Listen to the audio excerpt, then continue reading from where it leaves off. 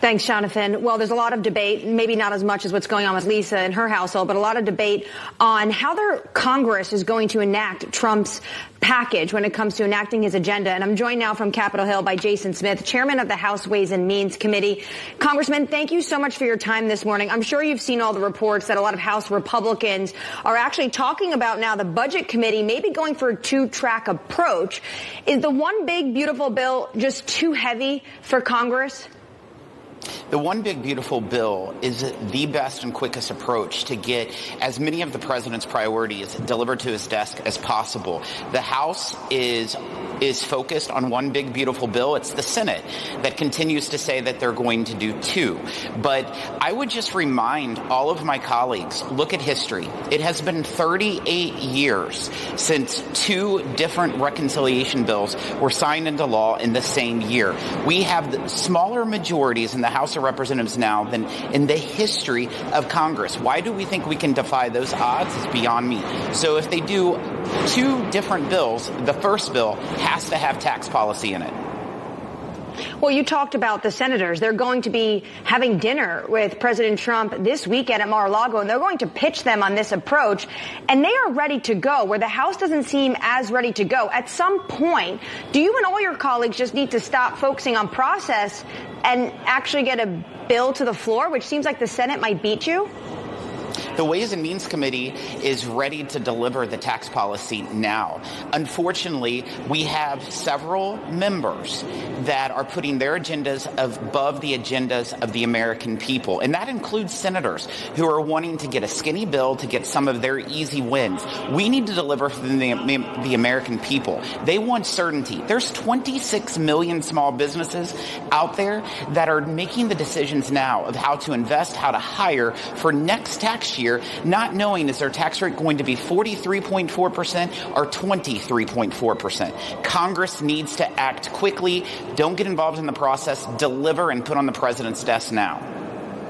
So is your fear that if you go towards this two-track approach, the tax bill can get pushed back to the fall or maybe even later? I am fearful that that is the plan, as they're trying to push the tax bill to the fall and later. The problem is that there will only be one reconciliation bill that will be signed into law this Congress. One. And if they want tax to be included, they better make sure it's included. And that's what I tell my colleagues over in the United States Senate, is we need to act now. Do not wait for a later date. Problem with Congress and why American people get upset all the time is they're tired of politicians kicking the can down the road to worry about the issues of today for tomorrow. Let's get our job done now. Stop kicking the can and deliver for the American people. Senators would say, though, that they want to act swiftly because Donald Trump was really elected on one key issue, and that's immigration. Potentially, do you think Trump is going to see that that's the right path forward if he wants to get a quick win? President Trump has said that he favors a big, beautiful bill, but he'll take whatever it takes to get his priorities acted in law. The senators, I would say, would be wrong on the statement to saying that President Trump was elected because of the immigration issue. President Trump was elected on two different priorities, and that was the securing the border, and that was creating economic prosperity. And part of economic prosperity is to make sure Americans aren't facing the largest tax increase in the history of America on the watch of a Republican White House, Republican Senate, and a Republican president.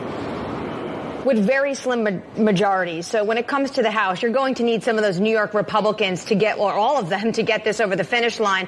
I'd love to get a sense from you on where you are with the Republicans from New York and other districts that have high taxes, and they are concerned about this SALT debate.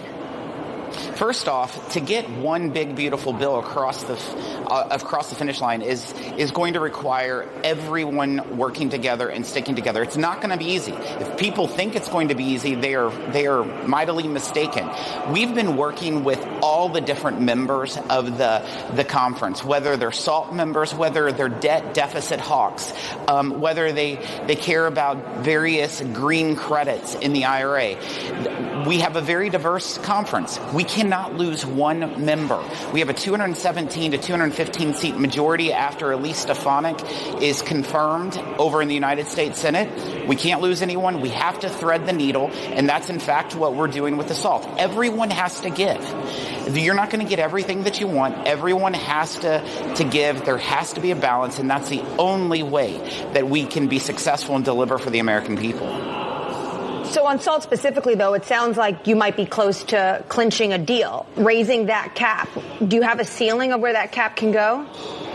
We definitely have to raise the cap. There's no question that the $10,000 cap that was put in 2017 would be tolerated amongst our SALT members in New York, California, New Jersey. And so we'll definitely raise it. I'm not going to give that number, but we're going to find a good balance that's going to provide a lot of tax relief for the majority of their constituents.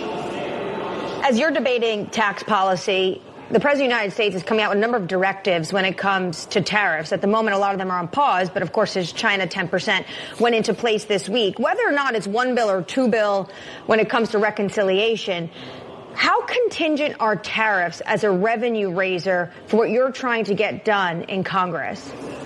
Well, because of the process arguments and the rules of reconciliation, the revenue from tariffs cannot be counted that the president implements by executive order. But when you look at the entire fiscal health of the nation, which every lawmaker should be concerned with, absolutely tariffs will bring in billions of dollars of new revenue. In fact, what the president proposed on Saturday, at minimum, according to the Tax Foundation, says would bring in $1.2 trillion of new revenues. And then, of course, the president on day one of his presidency signed an executive order demanding Treasury, USTR, Commerce to look at trade practices throughout the world and report back to him on April 1st of those actions. I think you'll see additional tariff actions after April 1st based on that research. So given that, does the tax bill then need to take shape after April 1st when you and your colleagues have a better understanding on the revenue raises it can bring in? Not at all. I think that if you pay attention to what President Trump has been saying, you know exactly the direction that he's going to. He's campaigned on this throughout the whole time, and that is what we're going to do. We know of the economic pro-growth tax policies that need to be in place to help our economy, grow our economy, and help provide relief to working families. Trump also announced a plan to create a new agency when it comes to tariffs and collecting these revenues, the External Revenue Service. There hasn't been a lot of talk about it, but you know this would require an act of Congress. Do you see this taking shape? I think it's a really good idea. We need to be looking. But doesn't it already exist, Congressman? Doesn't it already exist with the Customs and Borders?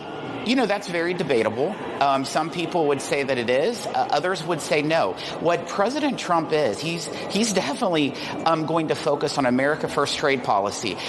He has done more in the last 16 days when it comes to international trade than what the Biden administration did in the prior 4 years. The Biden administration was out to lunch when it came to trade policies. That's why we saw, for example, the agriculture trade deficit rise to over $35 billion under the watch of Joe Biden. But when President Trump was in office, we had a $5 billion agriculture trade surplus. President Trump cares about fighting for American farmers, manufacturers, and workers. And that's in fact what he's doing. And the External Revenue Service is just another measure that he's going to be, another tool that he's going to be pushing forward to do things differently. He renamed the Gulf of Mexico the Gulf of America. President Trump, expect the unexpected. He's going to deliver real results for the American people.